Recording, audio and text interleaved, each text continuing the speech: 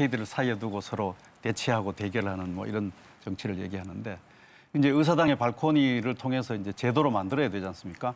4.19 혁명은 제2공화국으로 제도화를 됐고 또 87년 6월 항쟁은 또 제6공화국이라는 제도적 틀을 만들었습니다. 그런데 지금 2016년과 17년 그 겨울을 달구었던 국민적 에너지는 이제 흐지부지 뭐 핫바지에 방구 새듯이 슬슬슬슬 새나가고 말아버린 형국이 되어버렸습니다. 이 에너지 소진이 무엇 때문이냐 하는 것을 좀 포괄적으로 얘기하자면 저는 혁신과 통합이라는 두 가지의 좀 상충되는 가치를 균형 있게 추진하지 못했다 하는 데서 좀 찾고 싶습니다. 그러니까 과거를 청산하고 뭐 두들겨 부수는데 오랜 시간을 보냈습니다. 그리고 노력을 기울였고요. 또 그런 점에서는 일정하게 평가받을 만한 성과도 냈습니다. 그러나 국민적 에너지가 적어도 그 촛불 혁명 과정에서 생겨났던 그 폭넓은 연대 이런 것들이 제대로 유지되지 못해 버린 것, 균열이 생기고 오히려 국민이 이제 분열 상태로 이르게 된 것은 참 안타까운 일이죠. 그런데 이 두 가지는 사실은 다 해야 되지만 그러나 적절히 균형을 유지하는 어떤 정치적 리더십이 필요한 덕목이란 말이죠. 뭐 이런 것들에 좀 문재인 정부가 역량을 발휘하지 못한 탓이다. 이렇게 좀 포괄적으로 진단을 하고 싶습니다. 교수님 잠깐 끼어들어서요. 여러 여론조사들이 문항을 조금씩 다 달리하고 있긴 합니다만 대체로 지금 몇 분이 말씀하신 게 여론조사 결과에도 다 드러납니다. 좋은 점수를 받은 대목들은 뭐 복지정책, 또 적폐청산, 남북관계 뭐 이런 영역들이고요.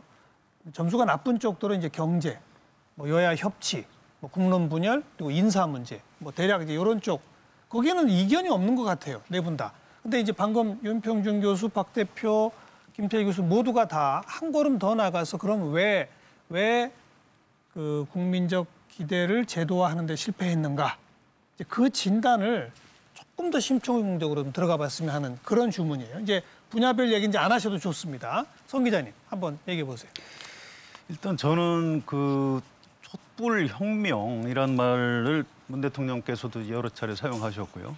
또 좀 아까 이제 다른 토론자들도 그런 말씀을 하셨는데 저는 개인적으로 잘 동의가 잘 안 되는 부분이 있습니다.